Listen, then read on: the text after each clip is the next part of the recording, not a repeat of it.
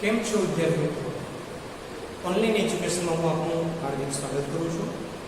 ધોરણ 8નું પ્રકરણ 4 પ્રાયોગિક ભૂમિતિ છે, એની આપણે શરૂઆત કરીશું. તમે ગણિતમાં 3 વિભાગ જેના ગણિતમાં અંકગણિત, બીજગણિત અને ભૂમિતિને સારી રીતે ઓળખો છો. ભૂમિતિ છે એમાં રેખા, રેખાખંડ, કિરણ આ બધાથી ભૌમિતિક આકૃતિઓ રચવાની હોય છે અને રચનાના મુદ્દાઓ લખવાના છે, એ તમે સારી રીતે જાણો છો. તો વિદ્યાર્થી મિત્રો, થઈ જાઓ તૈયાર. આજે આપણે ભૂમિતિનું ચેપ્ટર પ્રાયોગિક ભૂમિતિની શરૂઆત કરીશું. તો તમે જાણો છો કે પ્રાયોગિક ભૂમિતિ જો શીખવી હોય તો ત્રિકોણ, ચતુષ્કોણ, રેખાખંડ, કિરણ આ બધા વિશે તમને સમજ હોવી જોઈએ. અહીંયા ચતુષ્કોણ આધારિત આપણે પ્રાયોગિક ભૂમિતિના ચેપ્ટરની શરૂઆત કરી છે અને ચતુષ્કોણની વ્યાખ્યા તમે સારી રીતે જાણો છો. તો હું ચતુષ્કોણની વ્યાખ્યા શીખવીશ. વ્યાખ્યા ચતુષ્કોણ, વ્યાખ્યા મીન્સ કે ડેફિનેશન. વ્યાખ્યા જેને કહીશું ડેફિનેશન.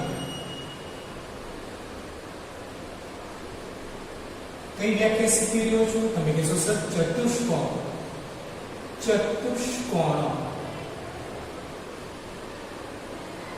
કોઈ પણ સમતલ સપાટી પર 4 રેખાખંડો વડે બનતી બંધ સમતલીય આકૃતિને આપણે ચતુષ્કોણ તરીકે ઓળખીએ છીએ. તો હું તમને એક દાખલા તરીકે આકૃતિ આપું છું. આ પણ એક ચતુષ્કોણનો જ પ્રકાર છે, કારણ કે 4 બાજુ 4 રેખાખંડ એકબીજા સાથે જોડાયેલા છે, જેનું નામ આપણે આપી શકીએ ચતુષ્કોણ ABC. 4 રેખાખંડો વડે બનતી બંધ સમતલીય આકૃતિ થાય. વિદ્યાર્થી મિત્રો, તો અહીંયા આપણે આ આકૃતિ આધારિત હું વ્યાખ્યા લખાવી દઉં તો 4 રેખાખંડ વડે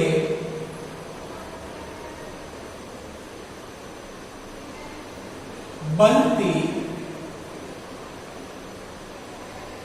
બંધ સમતલીય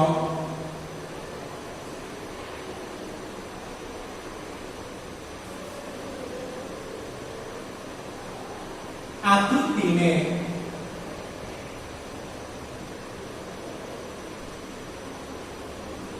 ચતુષ્કોણ કહે છે. ચતુષ્કોણ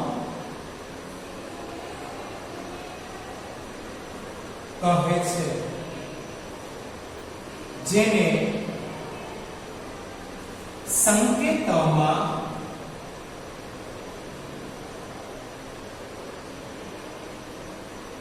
સ્મોલ ચોરસ એટલે કે ચતુષ્કોણ વડે દર્શાવાય છે. તો આપણે કીધું કે ચતુષ્કોણ એટલે 4 રેખાખંડો વડે બનતી બંધ સમતલીય આકૃતિ થઈ. વિદ્યાર્થી મિત્રો, હવે થોડા આગળ વધીશું. આ પ્રકરણમાં આપણે શું શીખવાના છે કે આ પ્રકરણમાં આપણે 90, 45, 30, 75, 100, 120, 150 જેવા ખૂણાની રચના કરવાની છે, બરાબર છે. પરંતુ 35, 25, 65 જેવા ખૂણાઓ આપણે આ ચેપ્ટરમાં કોણ માપક વડે રચી શકીએ નહીં. ઓકે, તો 35, 25, 65, 50 ના ખૂણાઓ રચવા માટે તમારે કોણ માપકની જ જરૂર પડે. તો તૈયાર થઈ જાઓ. આપણે અહીંયા ચતુષ્કોણ રચવાનો છે. સ્વાધ્યાયની શરૂઆત કરીશું. સ્વાધ્યાય 4.1 શરૂ કરતા પહેલા જે અગત્યની નોંધ છે ફરીવાર સમજી લેજો. તમારે 35, 25, 50, 65 જેવા ખૂણા રચવા માટે કોણ માપકની જરૂર પડશે. અહીંયા આપણે આ ચેપ્ટરમાં કોણ માપક વગર જ ખૂણાઓ રચવાના છે. બીજું, ચતુષ્કોણ ત્યારે જ રચી શકશો કે જ્યારે તમારે ચોક્કસ પ્રકારનો અંશમાપ તમને ખૂણા રૂપે આપેલું હોય તો. 4 ખૂણાઓ અને 4 બાજુઓ વડે જ્યારે આકૃતિ રચીશું તો તમને 2 વિકર્ણો મળશે. એક વિકર્ણ BC તરીકે લઈ શકાય, B છે, એક વિકર્ણ AC તરીકે લેવાય છે. બિંદુને ગમે તે નામ આપી શકીએ. ચતુષ્કોણ રચીએ ત્યારે એમાં વિકર્ણ પણ હાજર હોય છે. ઓકે, અહીંયા બહિર્મુખ ચતુષ્કોણ હોય એના જ વિકર્ણ આપને મળે ઓછામાં ઓછા બે થી વધારે વિકર્ણ રચી શકાય નહીં એટલે મળે જ નહીં. અને અંતર્મુખ ચતુષ્કોણમાં વિકર્ણ હાજર ન જોઈએ. એક્ઝામ્પલ પર તમને ચતુષ્કોણ ની આકૃતિ આપું છું. આ અંતર્મુખ ચતુષ્કોણ છે, મોઢું અંદર ખસેલું છે. આ ચતુષ્કોણનું નામ હું કદાચ ABCD આપું તો તમારા વિકર્ણ છે એની રચના તમે કરી શકતા નથી. વિકર્ણ અહીંયા જે બહિર્મુખ ચતુષ્કોણમાં દેખાય છે એ અંતર્મુખ ચતુષ્કોણમાં વિકર્ણ જોવા મળતા નથી. હવે આગળ જોઈએ. પાસની બે બાજુઓના માપ અને ત્રણ ખૂણાઓના માપ પરથી તમે ચતુષ્કોણ રચી શકો છો, એટલે કે તમારી સમજૂતી તમે આપી શકો છો. ત્રણ બાજુઓ અને બે અંતઃકોણના માપ પરથી પણ તમે અહીંયા ભૂમિતિમાં ચતુષ્કોણની રચના કરી શકશો. તો તૈયાર થઈ જાઓ. ટાઇટલ આપો તમારી CW એટલે કે તમારી નોંધમાં સ્વાધ્યાય 4.1. સ્વાધ્યાય 4.1.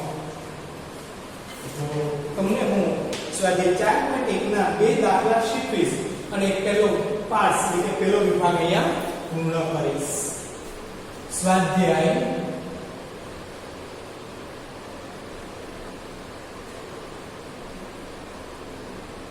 4.1 દાખલા પહેલાનો પેટા પહેલો. અહીંયા તમને આપ્યું છે કે ચતુષ્કોણની રચના કરો.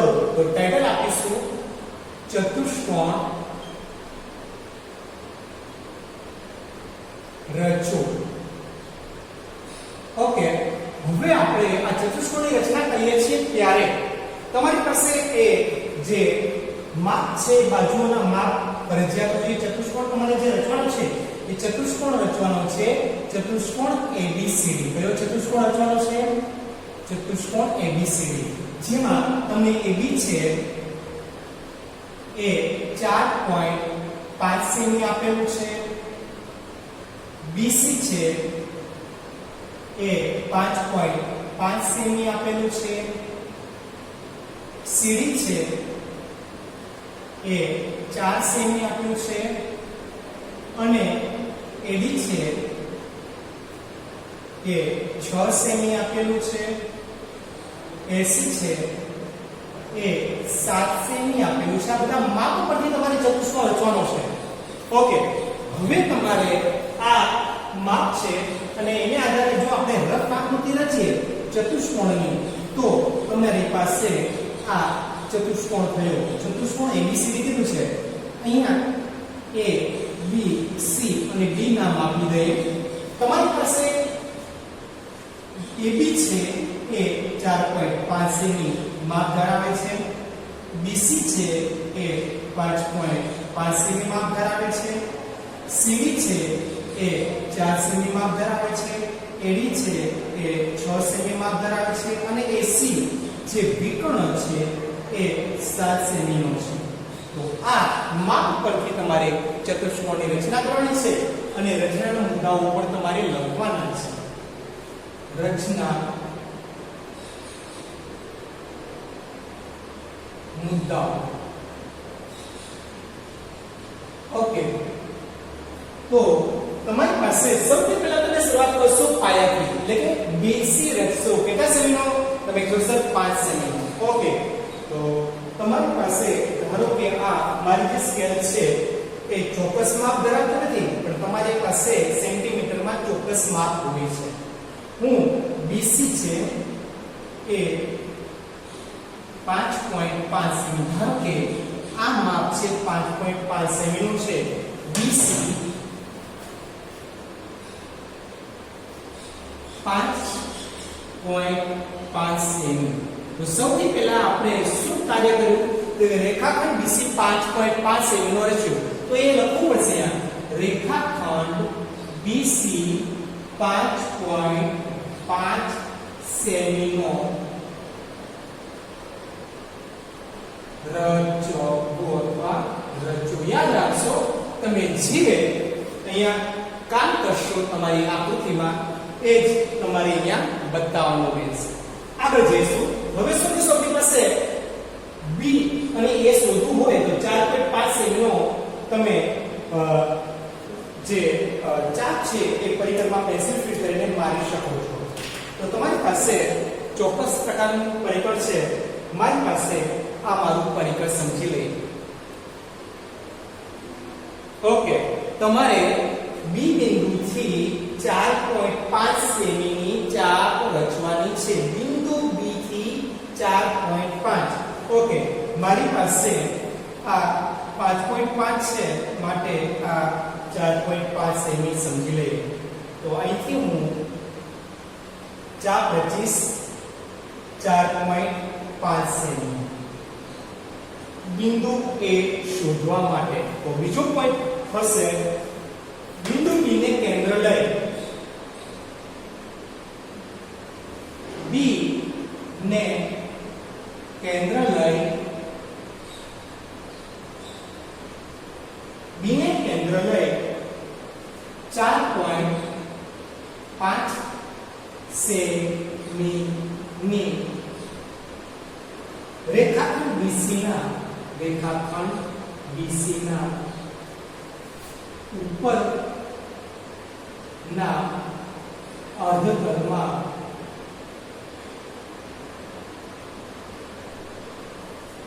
ચાપ રચો.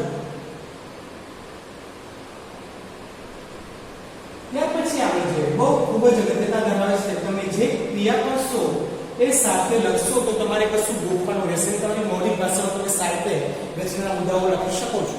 આગળ જોશું બિંદુ સી પાસેથી વિકર્ણ પણ રચવાનો છે અને બિંદુ ડી પણ શોધવાનું છે. તો પહેલા આપણે બિંદુ સી પાસે પહોંચીએ. 7 સેમીની ચાપ રચવા માટે જઈએ. આ 5.5 6.5 7 સી બિંદુથી 7 સેમીનો જો ચાપ રચો તો બિંદુ એ મળશે. સી બિંદુ પાસેથી 7 સેમીની ચાપ રચી નાખી. તો નેક્સ્ટ પોઈન્ટ લઈશું બિંદુ સી ને કેન્દ્ર લઈને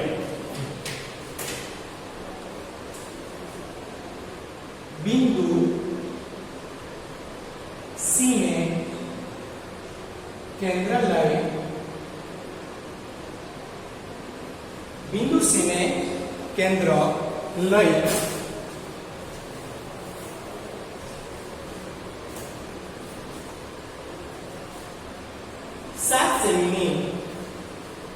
7 સેમીની BC ના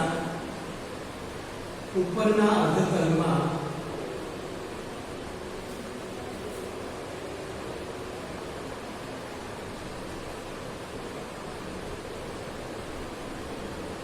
ચાપ રચો. ચલો એ તો રચી લીધી આપણે. હવે આપણે શું કરીશું બિંદુ એ મળી જશે. એ રીતે તમારે બિંદુ બી પાસેથી 4.5 સેમી ચાપ રચી હતી, સી પાસેથી 7 બંનેના છેદ બિંદુને આપણે નામ એ આપી શકીએ. તો અહીંયા નામ એ આપી દઈએ અને વધારાની ચાપને પહેલા તો દૂર કરી નાખીએ. ચલો આ ચાપ પણ દૂર, આ વધારાની ચાપ દૂર. હવે આપણે આકૃતિમાં જોઈએ કે તમને બિંદુ એ મળી ગયું છે. A અને B ને તમે જોડી શકો છો અહીંયા, કારણ કે તમે B બિંદુથી 4.5 સેમી ચાપ રચી હતી. તો હવે પછીનો પોઈન્ટ આવશે બિંદુ ચોથો એ મળ્યો છે. કે રીતે મળ્યો છે કે બિંદુ B અને બિંદુ C ના ચાપના છેદ બિંદુને A નામ આપીશું. બિંદુ B અને બિંદુ C ના ચાપના છેદ બિંદુને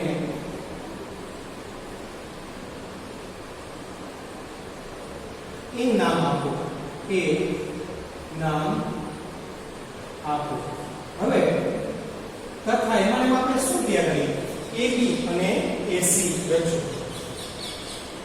રેખાખંડ AB અને રેખાખંડ AC રચો. કારણ કે બંને આપણે મળી ગયા છે તો બંને રચી નાખીએ. આ AB મળી ગયું છે 4.5 સેમી અને AC પણ તમને મળી ગયું છે. એ છે 7 સેમી નું વિકર્ણ છે. જે હવે તમારે બિંદુ A પાસેથી B ડી શોધવું છે એટલે એ પાસેથી 6 સેમી અને સી પાસેથી 4 સેમીની ચાપ રચવાની છે. હવે બિંદુ તો પોઈન્ટ આવશે પાંચમો બિંદુ એ ને કેન્દ્ર લઈ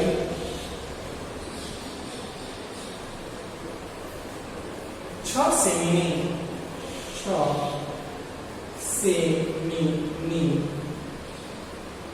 ચાપ રચો. હજી બીજી જ ક્રિયા કરવાની છે. છઠ્ઠી બિંદુ સી ને કેન્દ્ર લઈશું અને 4 સેમી ચાપ રચીશું. બિંદુ સી ને કેન્દ્ર લઈ 4 સેમીની ચાપ રચો. પછી શું કરીશું? આના છેદ બિંદુ મળશે ને જેને નામ આપીશું ડી. બિંદુ એ તથા બિંદુ ડી એ તથા બિંદુ સી ના ચાપના કેન્દ્રને ચાપના છેદ બિંદુને ડી નામ આપો. ડી નામ આપો. તો અહીંયા તમે જોઈ શકો છો. હવે આપણે બંને ચાપ જે ચોક્કસ માપની છે એ આપણે પરિકર અને ફૂટપટ્ટી વડે લઈને માપને આધારે તો મારે બિંદુ સી થી 4 સેમી જોઈએ છે. બિંદુ સી થી 4 સેમી.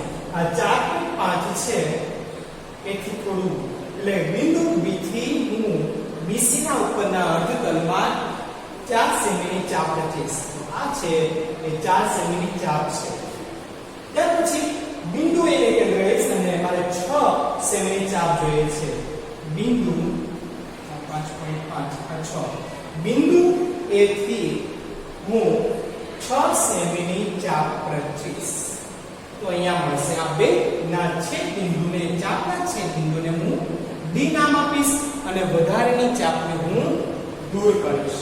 તો વધારાની જે ચાપ છે એ હું દૂર કરું તો મારી પાસે ચતુષ્કોણ જે માગેલો છે તે મળે છે. તમે કહેશો હા સર મળી શકે છે. જોઈ શકો છો તમે બિંદુ સી ને અને બિંદુ એ ને કેન્દ્ર લીધું તો તમારી પાસે બિંદુ ડી તમને મળી ગયું છે. સી પાસેથી તમે 4 સેમી ચાપ રચી હતી માટે અહીંયા હું સી અને ડી ને જોડું છું તો તમને આ જે ચાપ છે એ 4 સેમીની ચાપ મળશે. ઇંગ્લિશમાં સેમી આપણ સોરી ઇંગ્લિશમાં ગુજરાતીમાં. હવે બિંદુ એ પાસેથી મેં 6 સેમીની ચાપ રચી હતી માટે બિંદુ એ થી હું જ્યારે આને જોડીશ એ 6 સેમીની ચાપ છે. 6 સેમી. તો અહીંયા આ રીતે તમારો માગેલો જે ચતુષ્કોણ છે ABCD એ તમને તૈયાર થાય છે. તો બાકીના મુદ્દા હું લખી નાખું છું. શું કર્યું કે બિંદુ C ને કેન્દ્ર લીધું 4 સેમીની ચાપ રચી. બિંદુ A ને કેન્દ્ર લીધું 6 સેમીની ચાપ રચી અને છે બિંદુને D નામ આપ્યું. છેલ્લો પોઈન્ટ લ્યો અને એ આવશે પોઈન્ટ 7મો. માગેલો ચતુષ્કોણ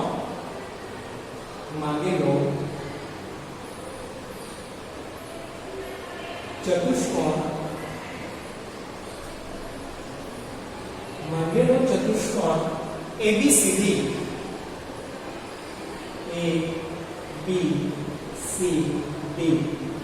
ચલો ABCD આપણે મળી ગયું. રચાશે. હજી એક પોઈન્ટ આપણે રહી ગયો અને નામ આપવાના CD અને ED ને જોડો. એટલે આ પોઈન્ટ નંબર 8 થશે. 7મો પોઈન્ટ તમારો થશે રેખાખંડ CB અને રેખાખંડ AD રચો. ચલો બંને ચાપને આપણે ભેગી કરીને જોડી દીધા અને 8મો પોઈન્ટ થશે માગેલો ચતુષ્કોણ ABCD રચાશે. તો વિદ્યાર્થી મિત્રો ખૂબ જ મસ્ત મજાના સહેલા દાખલાઓ છે અને મને પૂરો વિશ્વાસ છે તમને આ બધા જ દાખલાઓ સારી રીતે આવડી જશે. તો આ પ્રકારના ચતુષ્કોણ રચવાના દાખલાઓ છે સ્વાધ્યાય 4.1 ના દાખલા નંબર 2, 3 અને 4 છે એ તમારે જાતે કરવાનું રહેશે. વધુ ભાગ 2 નેક્સ્ટ લેક્ચરમાં લઈશું. આવજો, બાય બાય.